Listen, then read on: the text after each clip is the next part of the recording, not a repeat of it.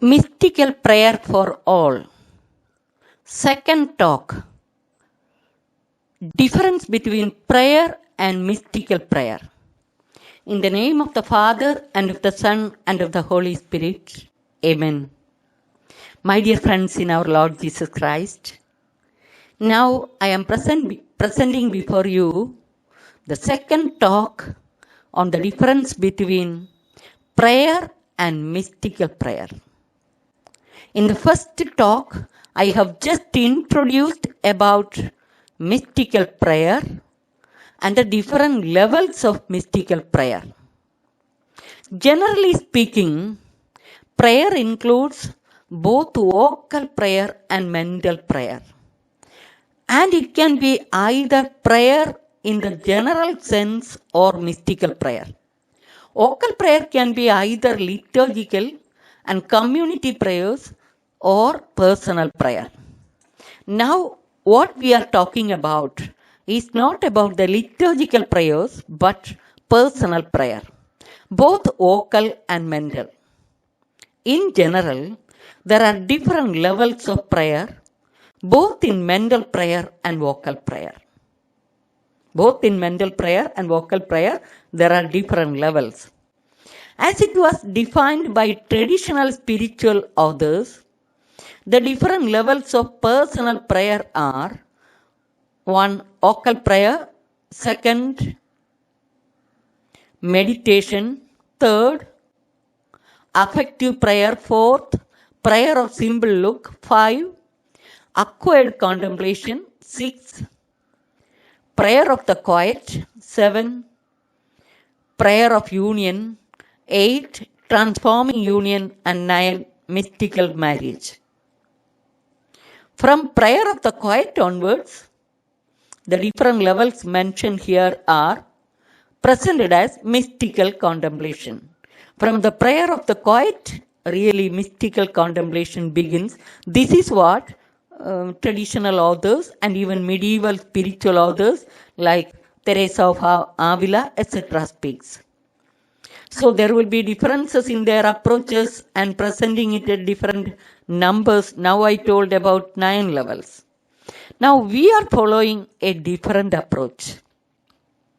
According to the biblical understanding and in the light of the Oriental Fathers, and from my own personal experience and the inspirations of the Lord, also according to the teachings of Archbishop Mar Ivanios, servant of God, Archbishop Mar Ivanios, we can see that right from the beginning of our spiritual life, we can take steps to grow towards mystical prayer. Following our approach to mystical prayer, or our present approach to mystical prayer, we have divided prayer into different levels, 10 levels, which I explained to you in my first talk. In the course of time, I will present the levels again. Anyway, to begin with, prayer begins with vocal prayer. Our vocal prayers are ordinarily for various intentions. We may recite some prayers and even novenas because of our felt needs or for various intentions. People may be reciting some written prayers or sending petitions to God, who is considered as a God beyond. And our liturgical prayers, participation in the liturgical prayers are often considered as obligatory. Without understanding meaning of the prayers, we may recite the prayers as if we are praying to a God who is beyond us, without any personal intimacy and understanding the meaning of prayer. So, our liturgical prayers, often they are considered as obligatory and we may be reciting it. Servant of God, Archbishop Mar Ivanios says, without proper dhyana or meditation, Liturgical prayers becomes a mere ritual. Generally, we can notice that people remain at the initial level of prayer even after 50 years. So, from their childhood onwards, they are praying. As we grow up to 50s, 60s, etc., but prayer remains at the initial level. Even our vocal prayer actually has different levels. There are different levels of vocal prayer. Even in our vocal prayer, we can grow. And the different levels of vocal prayer, according to our present approach, as I mentioned to you, in the light of the Bible and teachings of the fathers of the church, and traditional mystical, or the traditional means early patristic writings, etc. And from my own experience, the path through which God was guiding me, all this for the last 35 years, I am in search of this path of prayer life. And I am convinced that right from the beginning of our prayer life, we can enter into the path of mystical prayer. How is it possible? I will explain to you. So, prayer, even in vocal prayer, we must grow from the initial level of prayer to the mystical prayer, and from that to mystical contemplative prayer. But this growth will be spontaneous outcome or growth in our meditation and contemplation. So, vocal prayer, progress in vocal prayer from the initial level to mystical prayer and mystical contemplative prayer, it will happen, or it will be a spontaneous outcome of our contemplation, dhyana, or contemplation, or mental prayer. Growth towards mystical prayer and mystical contemplative prayer becomes impossible without genuine contemplative life or mental prayer. Mystical prayer is really prayer in the initiative of God, or prayer by the initiative of God. And it is in intimate personal relation to the Lord. We may have an intimate personal relation to the Lord. And it will be inspired by the power of the Holy Spirit, working in us through the power of the Word of God and our liturgical life. The different levels of contemplation which we propose are definitely the initial level, that vocal prayer is there, that I am not taking as a part of this mystical path. Mystical path begins from Sneha Dhyana. First step is Sneha Dhyana. Sneha Dhyana, I mentioned you in my first talk, it is meditation combined with affective prayer in personal intimacy with the Lord and listening to the Lord. So meditation, affective prayer, and listening to the Lord are combined together. And because of our intimate personal relation with the Lord, affective prayer that becomes a loving dialogue with the Lord. So first stage, Sneha Dhyana. Afterwards, I will explain to you how you can grow in Sneha Dhyana through reflection and pondering of the Word of God. That I will explain to you in my next talk. Second level, mystical prayer. So from Sneha Dhyana to the level of mystical prayer, which we call prayer of the heart. Third level, prayer of simple look. I mentioned to you in the last talk. Prayer of simple look. Fourth, pondering or contemplation. Fifth, mystical awakening. Sixth, prayer of the quiet. 7, contemplative prayer. 8, mystical union. 9, transforming union. And 10, having meal with the Lord and experience of bridal chamber. the bride and bridegroom are in union with each other. So these levels gradually I will explain to you. First of all, I am going to the Bible. Right from the beginning of the Bible, we can notice various examples of mystical personal prayer. After mentioning these biblical models of mystical personal prayer, I will help you how to grow from the initial vocal prayer, initial stage of vocal prayer, which I explained to you in the beginning of this my present talk. So from the beginning of that vocal prayer, how can we grow to the level of mystical prayer through the path of Sneha Dhyana? Biblical examples, when you take, you can have a close examination of these various biblical models. I would like to summarize certain important points from very few biblical models. First point which I present, prayer is being with God and walking with Him. Adam and Eve were in communion with God in the Garden of Eden. They were abiding in the presence of God and were walking with Him till their fall. In the same way, in Genesis chapter 5, 22 to 24, we see Enoch walked with God and God took him.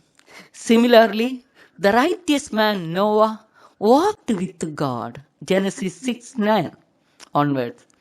In this sense, personal prayer can be presented as being with God and walking with Him.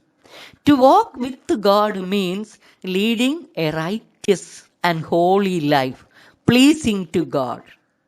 Enoch lived a righteous and holy life, so he did not die like others.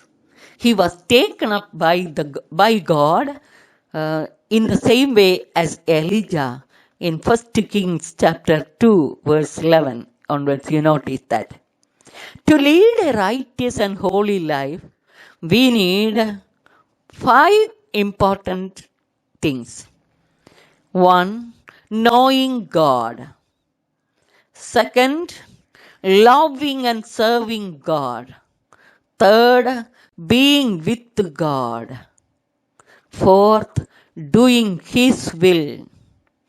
Fifth, total surrender to the will of God.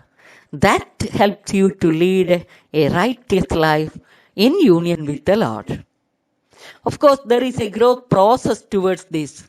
All on a sudden, we will not grow to this level. But what is required for progress, a spontaneous and gradual progress in this level, is our life of contemplation. Especially to begin with Sneha Dhyana, reflection and pondering of the Word of God, with our intimate personal relationship with the Lord, effective prayer, progress in faith, total surrender to the will of God. All this will become possible only if we try to know God through our continuous reflection and pondering of the Word of God and participation in the liturgical life. So, I explained to you, prayer is being with God and walking with Him. There are many examples for this, being with God and walking with Him in Bible. I'm not explaining all the details now. We will come to it later. Second, prayer is clinging to the Lord. Prayer is clinging to the Lord in love, abiding in the Lord. Psalm 63:8 says, "My soul clings to you, my God. My soul clings to you. Your right hand upholds me." When the risen Lord appeared to Mary by calling him Rabboni, she was clinging to him. John 20:16. So also, with love and devotion, we must always try to cling to the Lord. It is our reflection and pondering of the Word of God and liturgical life that helps you to cling to the Lord. we may cling to the Lord and ask the Lord grace always to cling to Him. One who clings to the Lord will always seek the will of God and lead a righteous and holy life, pleasing to God. Hence, clinging to God is equivalent to being with the Lord and walking with Him. So, when you examine the meaning of this, really clinging to God, simply it seems similar to being with God and walking with Him. So, cling to the Lord. And also we have other references also in the Bible. Psalm 91:9 says, "You have made the Lord your refuge, the Most High your dwelling place. Those who love me, I will deliver. I will protect those who know my name. When they call to me, I will answer. I will be with them in trouble." So this is what really the Lord is guiding us to a higher level of prayer, and when we abide in the Lord through Word of God. Third, prayer is a personal communication and dialogue with the Lord, loving dialogue with the Lord. We can have an intimate personal relationship with the Lord, just like Moses had, Abraham, prophets, Mother Mary, the apostles, etc. We can have such an intimate personal relationship with the Lord. For prayer is even negotiating and wrestling with God, just like Abraham negotiated with God, and Jacob Jacob was wrestling with God. Especially you see in Genesis chapter 18, 17 onward, Abraham negotiating with God. And also in Genesis chapter 32, we have verse 23 onwards, we have Jacob wrestling with God. And this Abraham's life and Jacob's life also gives us very say models and path. How can you grow towards intimate personal communion with the Lord? The best example, of course, is Moses. And Moses really, just like an intimate friend to a friend, Moses was having intimate communion with the Lord.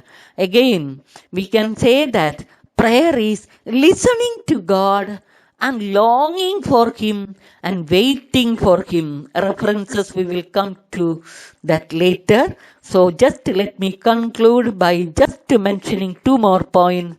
Prayer is pondering over the Word of God and the deeds of the Lord and the name of the Lord. So names of God and words and deeds of the Lord to ponder over. And even prayer is invoking the name of God, crying out His name, and also pouring out our heart to the Lord. In this way, we can define prayer differently in different contexts. We see biblically all these are best models of mystical prayers. We will come to the details later. Glory be to the Father, and to the Son, and to the Holy Spirit. Amen.